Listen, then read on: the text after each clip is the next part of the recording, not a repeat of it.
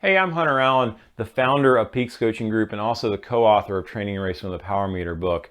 I've been testing all kinds of gear for many, many years now. I've been working with different power meter manufacturers, different motion analysis manufacturers. People from around the world have brought me new products to test and check out and to see if there's a difference in the power that you might put out, the motion that might be created, and even the cardiovascular changes that occur. I just started working with Spreng Reng and have been working with them for about 6 months now, helping and to understand this new design of a chain ring. This is a hexagonal chain ring that increases the gear torque of the chain ring itself. When you increase the gear torque of the chain ring itself, it actually helps you to pedal a little quicker. So your cadence goes up while maintaining a much higher, a bigger chain ring than normal, a chain ring size, a tooth size. So for me, normally I ride a 34 on the front. This is a 36. Now with this 36 and this hexagonal shape, I'm able to pedal at a higher cadence on a climb, and as a consequence, because I'm doing a higher cadence in a bigger chain ring, I'm going faster. So this is a really interesting new design that Spreng Reng has come up with that I think you'll be really interested in. It's got this hexagonal design here, and because they're all symmetric and it's divided into these different quadrants, it actually feels like a round chain ring. It's pretty amazing. When you go out and ride on it, you kind of are like, well, is it different or is it the same? And it's really, really difficult to tell if it's not a round chain ring. So this is a pretty special design. I think you're going to be very interested in the data, the things that I've learned. I've done testing on flat roads. I've done testing on climbs. I've done testing on just regular roads, up and down hilly roads. And so I've got data on all this, not just power data, but also motion analysis data. I use the Leomo Type S motion analysis device to work and learn about the dead spots, where they occur, and also what happens in terms of the foot angular range. So we'll look at that as well. So this is the Spreng Reng. Stay tuned. I've got some more data coming here, and check it out. Bit of just some insights here that I've learned from these things. So number one, I did some comparison of rides between the Spreng Reng and circular chain rings. I used a left-right power meter. This is the power tap pedals that I used. Used the same bicycle each time, the same pedals.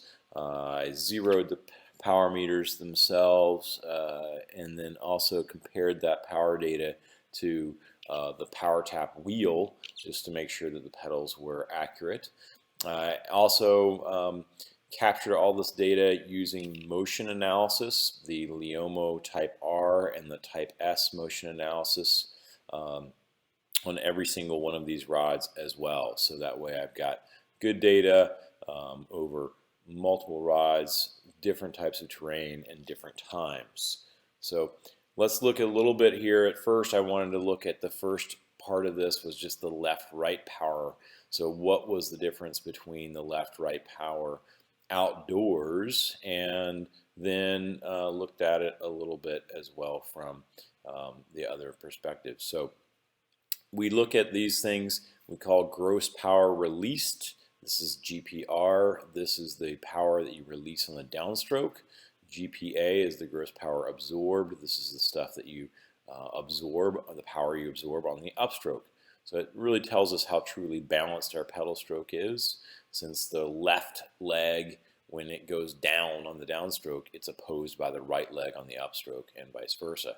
So the lower the GPA numbers, the better, and that because if your GPA numbers are high, that means you're really resisting yourself. You're preventing yourself from pushing down. So you can see here in my numbers, my left leg on this side right here, this releases left's power, but my right leg, the GPA, absorbs a little bit as well. So you can see that they have a really close balance between these two. So that's something that is a part of that. So this left leg absorbs more, the right leg releases more, so they balance out. This absorbs less, this releases less, so they end up balancing out. This is the data here and how this looks. So the blue and the red lines here, this is the blue is the left and the right is the gross power released on the right. Then we have the gross power absorbed on the left, which is this pink line, and the green line is the gross power absorbed on the right. And this is just across time. So now we have an indoor ride with a spring ring. There's no difference really between the circular rings and the spring ring. This is one thing that I had a concern was the spring ring going to increase my absorbed power, my GPA, or did it only impact one leg? So from this perspective here, very, very similar numbers here, and you might even be able to argue it's not exactly apples to apples, but indoor versus outdoor, it looks like I'm more even indoor than I am outdoor, just from a gross power released perspective and a gross power absorbed perspective. So here's that outdoor, or here's the indoor ride. You can see that as well, very, very similar all the way across. Okay, so then let's look at the comparison of motion now. So this is just the scatter plot. We call this pedal stroke intelligence, or I like to call this your pedaling print, similar to your fingerprint. It's a pedaling print. It shows the location of the dead spots in your pedal stroke and at what wattage they occurred and what cadence they occurred. The graph shows the, also we'll look at the graphs here with the dead spot score and the foot angular ranges as well. So let's jump into this. Here's the pedal stroke intelligence map. Again, this is kind of my what I call the pedaling print. This is a very typical ride using circular chain rings for me, rolling hills here around Virginia. Notice that I have a kind of a dead spot here in this 1 to 2 o'clock position in both legs. These are the cadence ranges here, and you can see that these are the wattage ranges as these concentric circles. They show greater and greater wattage as you go out farther. Okay, and this really just means that I'm not starting the release of my power soon enough. I need to release power earlier in the pedal stroke and get my foot over top of the pedal stroke a little bit more effectively. Here's an inside ride with circular chain rings, very similar, more concentrated because my wattage is more concentrated, more focused, but the same place there in that dead spot. Here's the spring ring. This is the PSI plot for the indoor ride. Okay, I did this sweet spot with bursts is what this workout is. The left leg is much cleaner now, much more clean now, and the right leg has a little additional dead spot right here. Then notice that's very cadence related as well. So that could just be an artifact of pedaling right there between 71 and 75 when I got a little bogged down towards the end of that workout, but something to be aware of and see if that comes up later in the analysis. Here's the motion analysis data as well, a typical outdoor ride. Here's the foot angular range. This is Q1. This means this is the range that the foot moves up and down in the pedal stroke from the 0 to 90 degrees. And then here's the foot range for the entire pedal stroke as well. And you can see where these dead spots occur in my feet and how that happens. And we see that 24 degrees left, 27 degrees right, 41, 45, and 49. So my right leg has a little more range of motion than my left leg does. An indoor ride here, very similar. Here we have 27 and 28, and we have 42 and 46. So those things are pretty similar too, not a big difference between the left. In this one, I've got leg angular range in here as well. This is how much the leg moves up and down on the pedal stroke, 58 to 59 degrees there. Very, very similar. Indoor ride with a spring ring. Here's 31 and 30, 48 and 51. Again, this is the same indoor workout. A lot less dead spots than the left, right, the left-right lines are much closer together. Okay. Notice the range of motion. Again, in that foot angular range Q1 versus the circular rings outdoors. The numbers are super close, between the indoor rides and the spring ring and the circular rings. I was concerned about this. I wanted to know, is my foot moving differently with the spring ring versus circular rings? And it really isn't. It's basically the same. So it didn't change that foot motion at all. Here's a flat ride with circular rings. Now I wanted to go out and get outside and ride, as this was like the perfect control scenario. Dead flat road. I did 4 times 10 minutes at 220 watts, which is lower tempo pace for me, about 78% of my FTP on the day. I wanted to just capture some data just to see like what is what's really happening here from that perspective. And so you can see here, this is where this range of motion is, 23 and 25. Again, that right leg has got a little more, right foot rather, has got a little more range of motion. And the right leg is about the same. Here is the exact same course, exact same workout, the very next day, the same average watts and everything.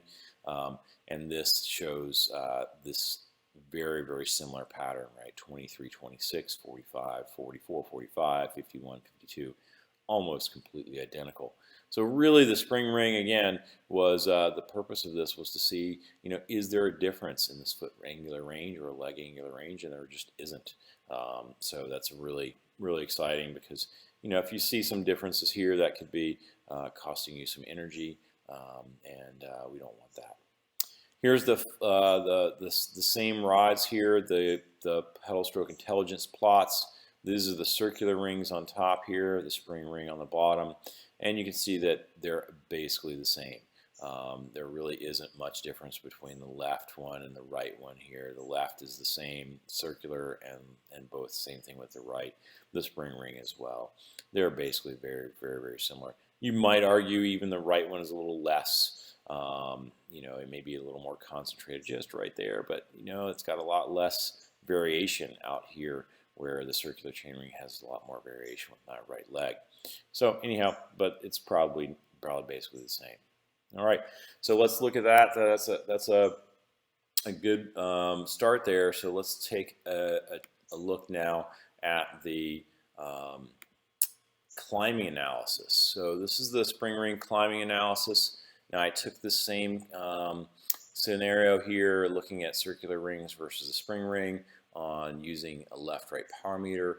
I had the motion analysis data as well. I did the same climb at the same wattage and the same intensity each time. And this is a local climb here for me in Virginia called the Peaks of Otter. I've ridden this thing for 32 years now, probably way over 500 times. It's something that yeah, I know every little turn and every little bump in the road on this ride, on this climb. And so anyhow, this is the ride done on May 1. I did it in 28 minutes and 44 seconds, 252 watts and 52 RPM. Now this was done with circular chain rings. This was a 34 tooth chain ring is what this one was. So 34 tooth chain ring. You can see my plot here. Yellow is power, heart rate is red, and green is cadence. Okay, so this is kind of again, this is an upper middle range tempo pace for me. So I wanted to be at a pace where it wasn't completely at my limit, so I could because then that really, when you start doing testing at your limit, it has a lot to do with just how you feel on the day, whereas being below that in that tempo range, it doesn't really matter how you feel. This is August the 7th, a little bit later in the year. Basically, my fitness hasn't changed that much this year. I did 2809, 258 watts, 58 RPM. The RPMs are higher, the watts are 6 watts higher, and the time was 35 seconds faster with the Spreng Reng. So that was pretty exciting to see that just putting this on cut my time down by 35 seconds with basically the same watts. I mean, power meters are pretty accurate measuring devices, but the error of measurement is about 5 watts or so. So this is almost basically the same wattage output and 35 seconds faster. So we had a lower cadence with that 34 tooth. The 36 tooth, the Spreng Reng was 58. It was faster. I rode faster. And again, that 6 watts is pretty much the same. All right, now I did a second time here. This was circular chain rings, August the 26th. I did 2901, 257 watts at 58 RPM on this one. and you know, just good another second climb of that. Here's the second climb of the Spreng Reng. This was August the 30th, 2851, wattage 261, 57 RPM. And I got to be honest here, I was not having a great day. I did struggle a little bit on this ride, but you can see I did it just a little bit faster than with the circular chain rings. Here are the dead spot plots as well. The Spreng Reng Peaks of Otter. In the upper one here, you can see the left. Here's the circular chain rings, and here is the right. Now, these show basically, these plots are the lower RPMs, because this is a fairly steep climb. You're basically below 70 RPM the entire time, because it averages 8% with sections up to 15%. So it's not an easy climb, but again, these are pretty similar, almost identical. So I did some more testing here, additional, and found out that I was faster on that second time of the Spreng Reng. Again, the cadence was similar here on this time.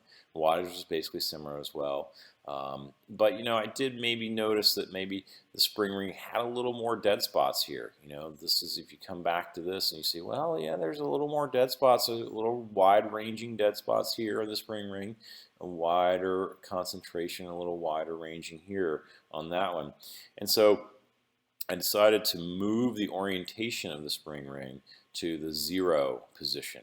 And I had been using it at a 2 position. So this is moved it to the 0 position based on Doug's advice. And what we did was, then this is the first ride in that position. So I did this on September 18th. Again, my fitness has really not changed that much at all.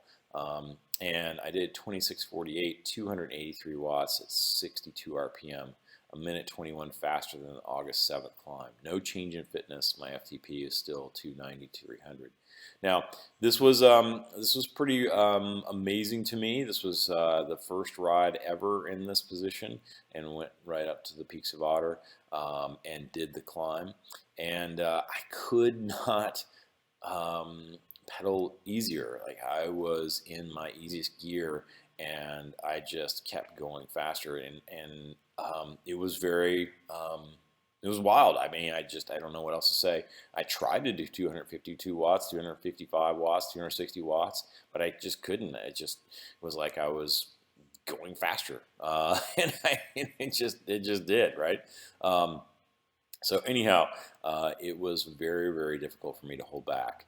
And you can see my heart rate here. My heart rate's still kind of going up and down, right? And this is a great indicator here. I talk about heart rate as the intensity of your intention.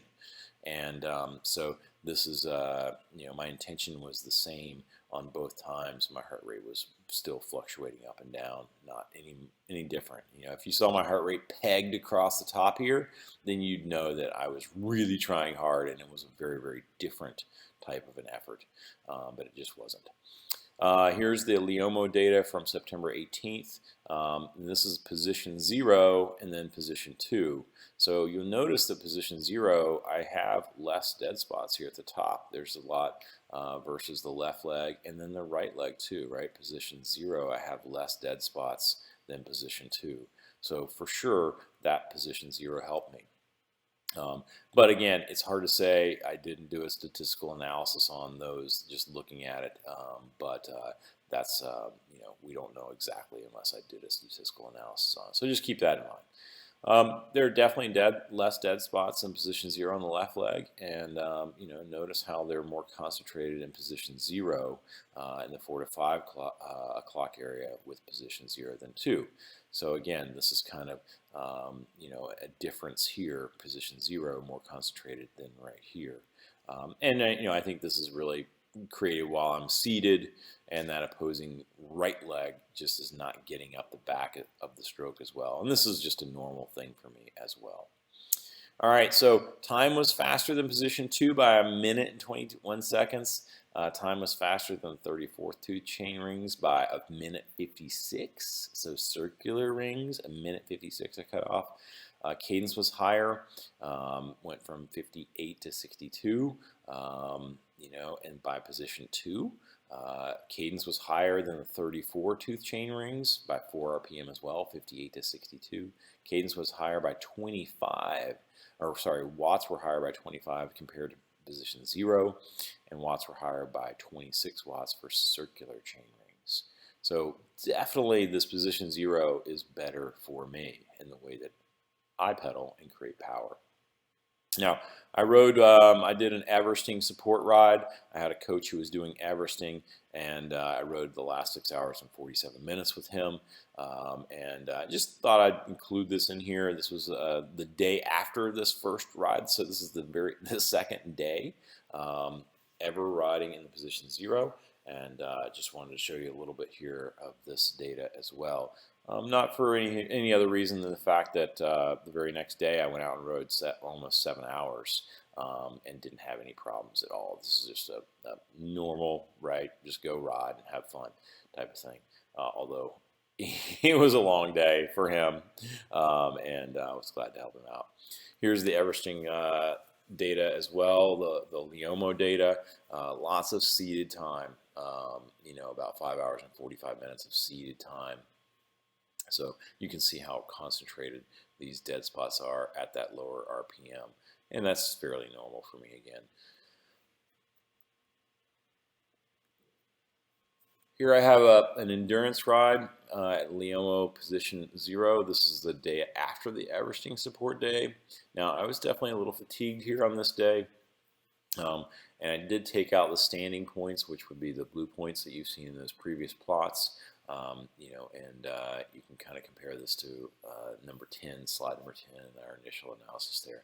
So if you hear, this is interesting, right? This is much better now in terms of how I'm pedaling, and I like this a lot better because now my dead spots are a little more vertical here, which is a good thing because then that's much more desirable. I just don't want to have one in that positive phase.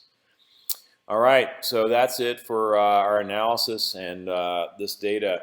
Thank you for watching, and I hope this has been very interesting for you as well. I've really enjoyed learning more and more about the Spreng Reng, and it's been pretty amazing.